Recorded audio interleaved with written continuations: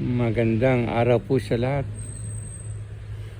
Tayo po ay nasa harap ng isang berry, yung pong mulberry.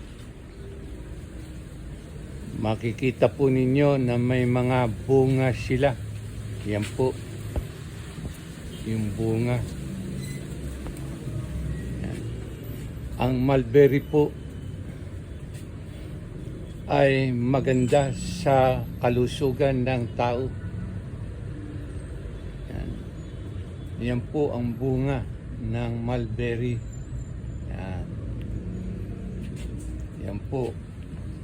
Nung una, ang akala ko po, pag pula, yun ang kasarapan. Yung po pala ang masarap ay yung itim na bunga ng mulberry.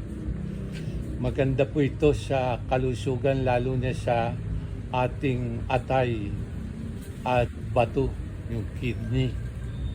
Tinatanggal po ang mga uric natin, yung mga toxic, yung mga free radicals ng ating katawan. Yan po ang bunga.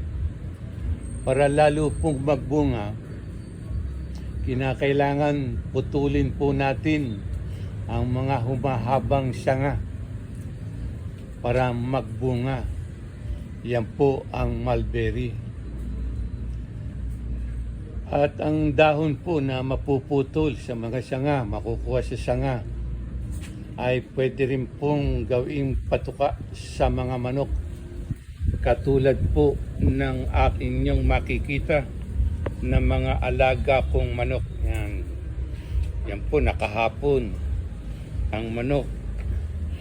Iyan pa po ang mga alaga kong manok.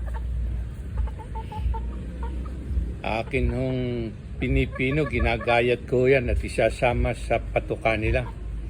Nakakatipid pa po tayo sa konsumo sa patuka. Yan po ang dulot ng mulberry. At sa kasalukuyan po na summertime ngayon, napakaganda pong magbigay ng lilim ang mulberry, isang uri ng berries po. Yan po ang mulberry, ang kanyang mga bunga. At kung wala po ang mulberry, may initan ang aking mga alagang manok. Sa aking pong mga alagang manok, yan po, makikita ninyo. Kapag naisipan kong magtinola, masarap na tinola po yan. At sasamahan ko at sasahugan ng papaya na inyong makikita na bunga. Yan po.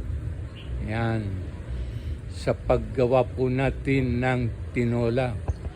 Yan. At yan po ang mulberry, ang magandang dulot sa katawan natin. Inaalis po yung mga toxic ng ating katawan, yung mga free radicals. Salamat po sa araw na ito, sa mga nasabi ko tungkol sa kabutihang dulot ng mga berries katulad ng mulberry. Salamat po. Paki-like, share, and subscribe po.